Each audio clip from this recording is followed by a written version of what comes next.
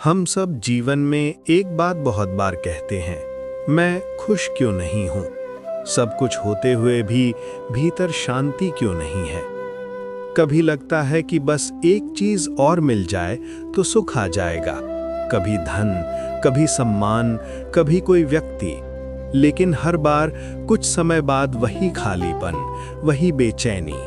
और तब मन थक कर पूछता है, क्या सुख सच में कहीं बाहर है? शास्त्र इस प्रश्न का उत्तर बहुत सीधे शब्दों में देते हैं। वे कहते हैं, सुख कोई घटना नहीं है, सुख कोई पुरस्कार नहीं है जो भविष्य में मिलेगा। सुख एक अवस्था है, मन की अवस्था। और ये अवस्था उन्हीं को मिलती है जो जीवन को देखने का ढंग बदल लेते हैं। भाई जी हनुमान प्रसाद पोद्दार जी इसी बात को बहुत सरल भाषा में लिखते हैं।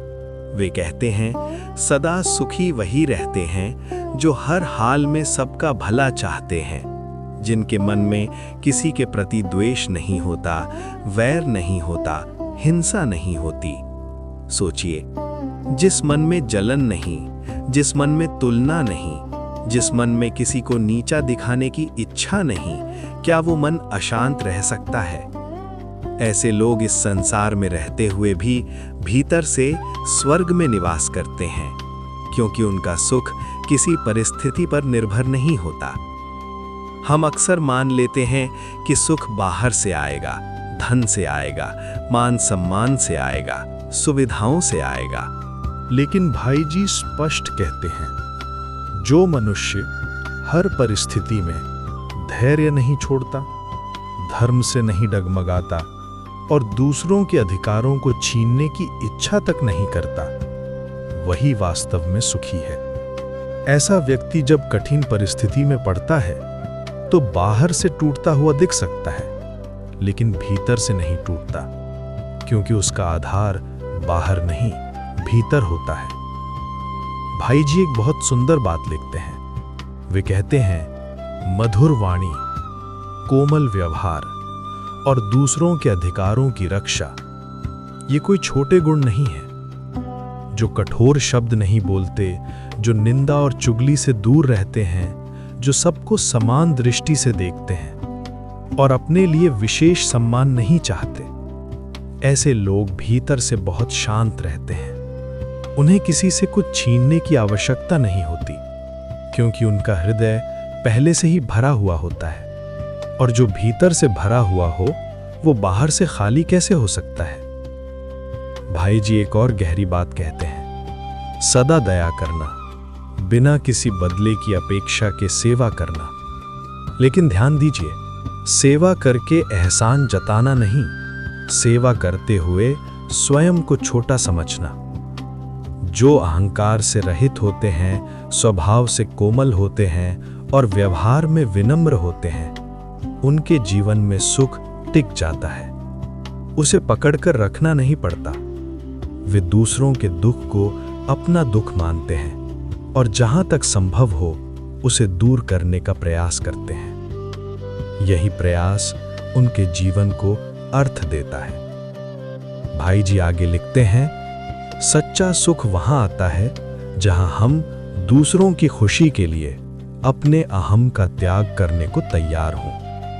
जो अपने सुख को सर्वोपरि मानता है, वो अंततः दुखी होता है, और जो दूसरे के हित में अपने अहम को छोड़ देता है, वही भीतर से हल्का हो जाता है। ऐसा व्यक्ति क्रोध, घृणा और ईर्ष्या से मुक्त होता है।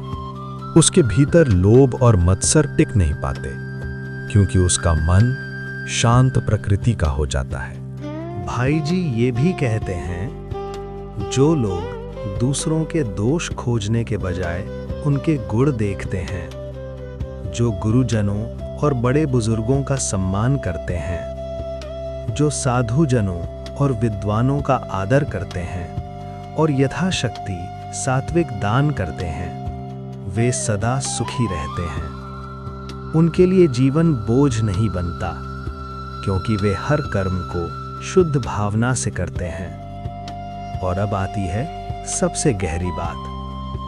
भाई जी कहते हैं, जो हर वस्ती में भगवान को देखता है, हर कार्य को भगवान की सेवा मानता है और हर परिस्थिति को भगवान की कृपा समझता है, वही वास्तविक सुख का अनुभव करता है। उसे ये शिकायत नहीं रहती कि मेरे साथ ऐसा क्यों हुआ। वो जानता है जो हो रहा है उसमें भी कोई मंगल छिपा है।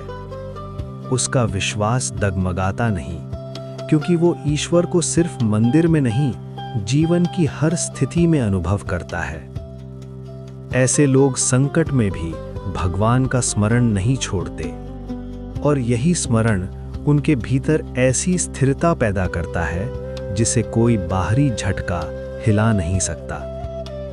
वे संसार में रहते हैं पर संसार से बंधे नहीं रहते। इसके विपरीत भाई जी स्पष्ट चेतावनी भी देते हैं। जो लोग मन, वचन और कर्म से दूसरों का अहित करते हैं, जो हिंसा, क्रूरता और असत्य के मार्ग पर चलते हैं, जो इंद्रियों के दास बन जाते हैं, जो अहम, राग और द्वेष से भरे रहते हैं, वे बाहर से कितने ही सफल क्यों न दिखें, भीतर से सदा दुखी रहते हैं। उनका जीवन एक सतत अशांति बन जाता है, और यही धर्म का सार है। सुख कोई भविष्य का पुरस्कार नहीं है। सुख वही है जो सही दृष्टि से आज जिया जाए। जब मन निर्मल हो, भावना शुद्ध हो और कर्म निष्काम हो, तब जीवन स्वयं एक तीर्थ बन जाता है। अगर आज ये बातें तुम्हारे मन को छू रही हैं, तो समझ लेना ये केवल सुनने का विषय नहीं है, ये जीने का निमंत्रण है। एक छोटा सा परिवर्तन दूसरों के प्रति दृष्टि बदलने का पूरे जीवन की दिशा बदल सकता है। और जब दिशा सही हो जाती है तो मंजिल अपने आप शांति बन जाती है।